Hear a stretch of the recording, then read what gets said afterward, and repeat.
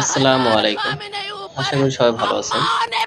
তো আমরা ইতিমধ্যে জানতে পেরেছি, খবর দেখেছি এবং জেনেছি যে ইরাকের সবচেয়ে ধর্মীয় নেতা আয়াতুল্লাহ আল খামেনিকে নৃশংসভাবে কূটনৈতিকভাবে ডোনাল্ড ট্রাম্প এবং ইসরায়েল, অর্থাৎ ফিরআউনের বাচ্চা বললে ভুল হবে না, জানোয়ার, কিন্তু আয়াতুল্লাহ আল খামেনির কার্যালয়ে বোমার আঘাত করে তাকে নৃশংসভাবে হত্যা করেছে।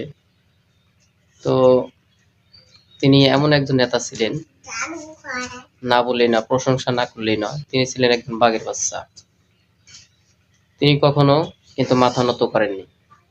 ডোনাল্ড ট্রাম্প চেয়েছিলেন যে সে যা বলবে তার ইচ্ছা মতো চলতে হবে, কিন্তু তিনি সরাসরি বলে দিয়েছেন যে তোর কাছে আমি মাথা নত করবো কেন, তোরটা খাই না করি, আমি যদি মাথা নত করি একমাত্র আল্লাহ তাআলার কাছে মাথা নত করবো। তো একেই বলে বাঘের বাচ্চা। তো আল্লাহ তাআলা যেন ওনাকে জান্নাত নসিব করেন, সবাই দোয়া করবেন এবং দোয়া করবেন যেন ইসলামের জয় সবসময় হয়।